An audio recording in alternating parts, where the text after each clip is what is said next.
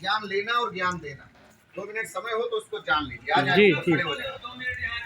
आए हो इतना धन खर्च किए, इतनी दूर आए हो तो इसका महत्व अवश्य जानो। मनो बैठ जाओ, मनो खड़े रहो, बैठना चाहो तो बैठ जाओ। मिश्रितम चा महात्मनम गरिष्ठ पाप नाशनम यस्वत्ता पापभ्यो मुच्यते न संशया। इस मिश्रित तीर्थ दधीची कुंड की कथा को जो भी स्त्री पुरुष अपने कानों से केवल सुन लेते हैं, श्रवण करते हैं, उनके गरिष्ठ मतलब महापाप तक नष्ट हो जाते हैं। ऐसा वामन पुराण में। हमारी हिंदू संस्कृति में 18 पुराण 4 वेद हैं। 18 पुराणों में एक पुराण का वर्णन आता है जिसे वामन पुराण कहते हैं। तो ऐसा वामन पुराण में है, इसको सुनने मात्र से कथा को गरिष्ठ मतलब महापाप तक नष्ट होते हैं। ये भारत की वो भूमि है जहां पर महर्षि दधीची ने आकर के अपनी धर्म पत्नी सुवर्चा जी के साथ में महामृत्युंजय मंत्र का जाप किया। ये महामृत्युंजय मंत्र के अधिकारी 3 लोग थे। पहला नाम था जमदग्नि, दूसरे थे दैत्य गुरु शुक्राचार्य, तीसरे हुए दधीची। दधीची ने जब यहाँ जाप किया तो भगवान शिव ने प्रसन्न होकर के इनसे वरदान मांगने को कहा। तो दधीच ने कहा मेरी इच्छा है कि सृष्टि का कल्याण हो, देवताओं का हित हो। तो शिव ने कहा ऐसा ही होगा। अब आपने मुझे भी फांस दिया है, मेरे पास एक वज्र है जिससे दैत्यों का विनाश और देवताओं का हित होता है। हे दधीची, अब विचार मेरे मन में आ रहा है कि अगर किसी दैत्य ने तपस्या करके ये मुझसे मांग लिया तो मैं दे दूंगा, जिससे देवताओं का हित होगा। इसीलिए आज ये वज्र मैं तुम्हारी हड्डियों में स्थापित करता हूँ, तुम्हारा रिक्त गुरुपद स्वयं स्वीकार करता हूँ। ऐसा कहकर के अंतर ध्यान हुए। एक समय तुष्टा ऋषि के द्वारा हवन कुंड में गलत मंत्र उच्चारण की आहुतियां प्रदान की गईं। परिणामतः एक वृत्रासुर दैत्य की उत्पत्ति हुई। इस वृत्रासुर का वर्णन श्रीमद् भागवत के 6ठे स्कंद के 10वें अध्याय में आता है। पूर्व में राजा चित्रकेतु हुआ करता था, पार्वती ने श्राप दिया। पर युद्ध के मैदान में जब देवता इसको देखते हैं तो पृथ्वी पर पैर और शीश आसमान में, बहुत विशाल स्वरूप था इसका और भयानक भी। तो देवताओं को जब डरते हुए देखा, पैर कांपते हुए, तो ब्रह्मा को भी भय लगने लगा कि देवता अगर पराजित हुए तो ये पृथ्वी ये सृष्टि सब असुर ले जाएंगे। तब उन्होंने इंद्र से कहा पृथ्वी पर जाओ, दधीची तपस्या कर रहे हैं, इनके पिता का नाम अथर्वा है और इनकी हड्डियों में वज्र है और वज्र से ही ये दैत्य मरेगा, दूसरा कोई उपाय नहीं है।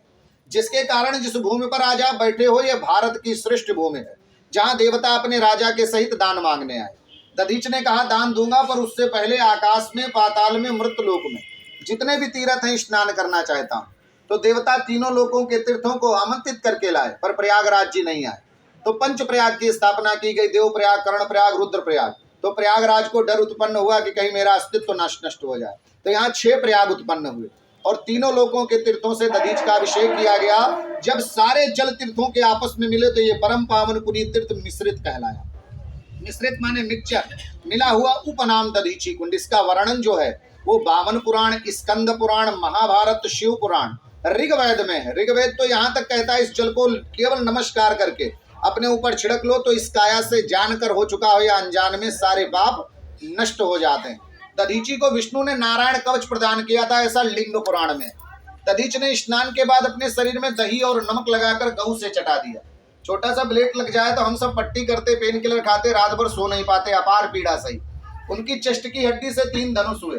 प्रथम नाम गांडी हुआ, अग्नि देवता ने लिया, अर्जुन को दिया। भागवत के प्रथम स्कंद में वर्णन आता है महाभारत की विजय हुई। द्वितीय पिनाक हुआ, शिव ने लिया, परशुराम जी को दिया, जनकपुरी में रखा गया, सीता का स्वयंवर रचाया गया, शिव पुराण में वर्णन है। तीसरा सारंग समुद्र ने लिया और देवता दानव ने मंथन किया तो विष्णु ने लेकर राम और कृष्ण रूप में उपयोग किया। पीठ की मेरु से वज्र बना, इस वज्र को इंद्र ने लेकर के विकराल दैत्य वृत्रासुर को युद्ध में पराजित करके वध कर दिया। पर दधीची का जब प्राण निकला तो नारायण कवच प्रदान हो चुका था और दूसरे सृष्टि में न किसी ने ऐसा दान दिया था, न कोई कर पाएगा दधीच जैसा। जब हमारा आपका तपस्या और पुण्य बढ़ता है तो भगवान प्रकट होकर कहते हैं तुम्हारी जो इच्छा हो मांगो। पर दधीच का प्राण था जिसके कारण वो प्रकट होकर उस प्राण को आवागमन से रहित होकर हृदय में लिए, वो विष्णु चरण है। ये दुनिया में 3 जगह स्थापित है।